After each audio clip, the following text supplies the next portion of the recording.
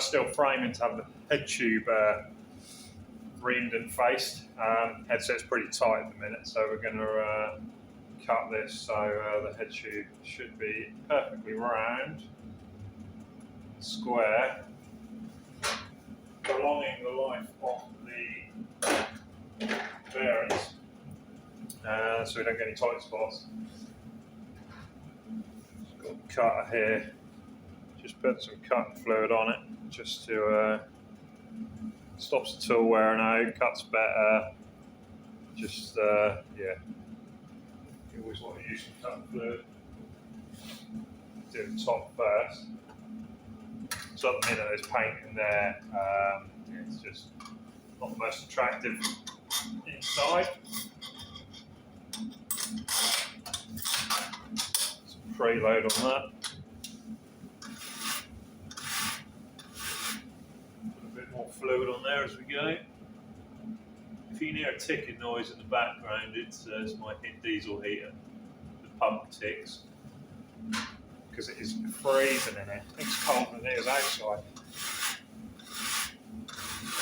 So this is just cutting the inner of the tube, working its way down slightly to the point where the face should contact soon. Let's put a bit more tension on that. It's a bit of a job, you almost need 4 sets of hands.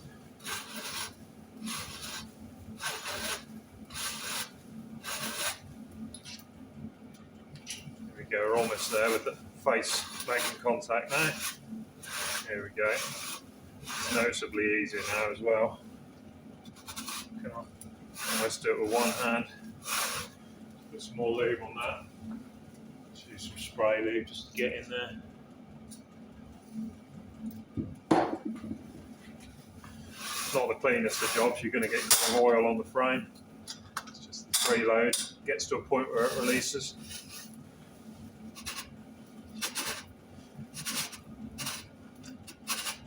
Be there now, just twist it back just to tidy off any little burrs. See the kind of swarf that's come off.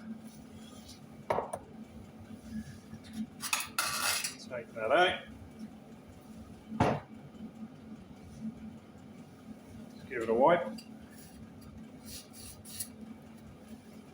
Blow out.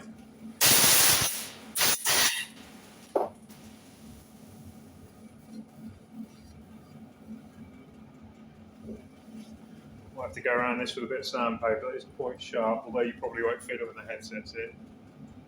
But let's just take you out of there. Just try and get it to focus. You can see this bit has all been cut. It's all nice. There is a bit of paint still on there, which is obviously a high spot. Some of these kind of mass-produced big brand frames, when you kind of ream them, they are absolutely miles out. They're kind of almost like an egg. You don't get a small bit like that. You get kind of almost half of it, or a kind of quarter here and a quarter here, and they're all over the place. So now this has been faced, so the top surface is dead square. So when the headset goes in, it'll sit dead square. It's not being pinched from any angles. So we'll do the same on the bottom, but it's exactly the same, just reverse, so I won't bore you with that. But yeah, definitely worth getting head tubes faced and reamed out. Bearings last longer. When you turn the handlebars, you don't get a tight spot. Same with bottom brackets. It's a lot more common to have the bottom bracket done. I guess it's because a lot of them are threaded and things like that, so it's a bit more apparent when things won't screw in. But so it's quite common for people to have that done. But head tubes often get forgotten about for some reason. It does make a big difference. The tools are quite expensive. I've got kind of cutters in here, and has got some more tucked away. But yeah, they're a lot of money. I think these are ice tools. They're not the most expensive in the world. I can't justify buying anything more expensive. How often I do use them, but I think even these were kind of a couple £100 per cutter. So and then obviously the main driver and bottom bracket cutters and things. So yeah, not a bad kit. I think that's Ice Tools. Trying to see the logo on the box. Oh yes, of course it is. Yeah, so I've got the instructions. I have to refresh my memory. Don't want to do anything incorrectly. Ice Tools, yeah. But yeah, it's a pretty good kit. But yeah, you have to buy all the head tube faces and reamers and everything separately. But that's where the expense starts. But yeah, get that headset installed, and yeah, lovely frame. So I've just finished cutting the bottom. It's a lot nicer than the top. There's only a slight high spot there. The rest, yeah, the rest is all lovely. Dead square, quite sharp. You know, it's cut well. The chipping was already here. That's the tool hasn't done that. So yeah, so I'll put some. I tend to use copper grease. So I'll copper grease that, get the headset in, forks fitted, and then continue with the rest of the build.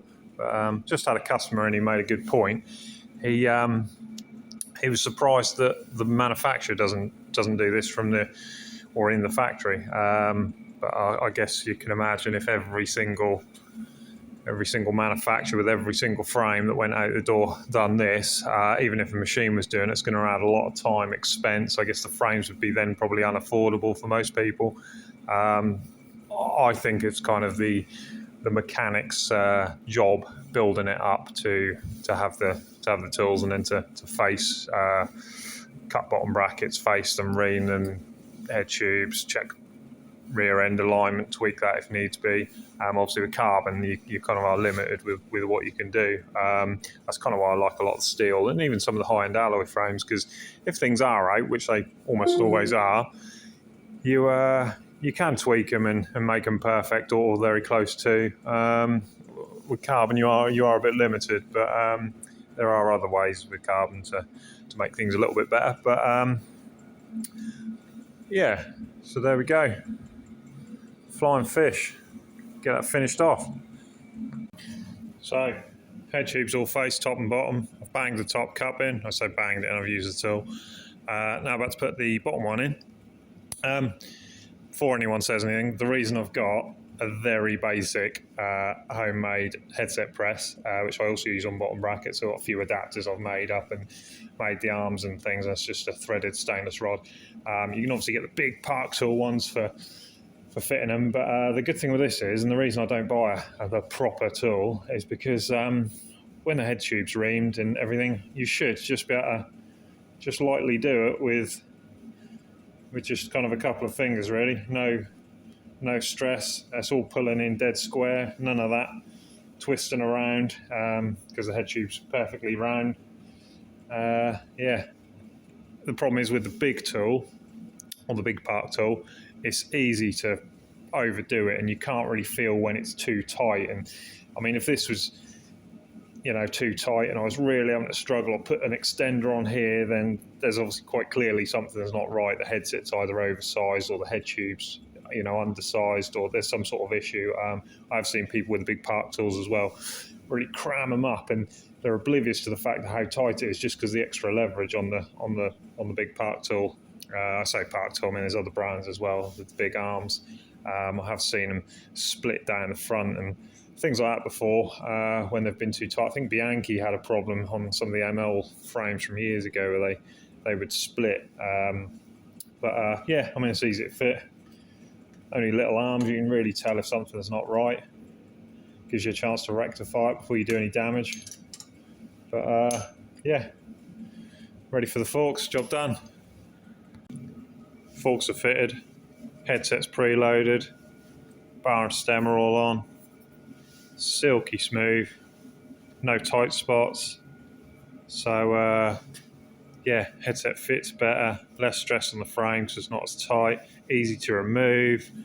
Yeah, just generally, all round better, the proper way to do things. So yeah, get your headsets faced, reamed, bottom brackets as well, all that kind of stuff. It all does make a difference. If you want your bike to be as good as it can, that is worth doing. And what's the point of fitting an expensive headset? If you're fitting a kind of Hope or a King, or I mean, even the M-Part ones are still 50-60 quid. So, it's pointless fitting something nice, paying a premium for it if you're then going to fit it in a frame that isn't square or perfectly round. So, there we go. Anyway, that's how I do it. My opinions, my views, my ways of doing things. So, hit the like button if you liked it, dislike if you didn't, and subscribe for some more pretty boring videos.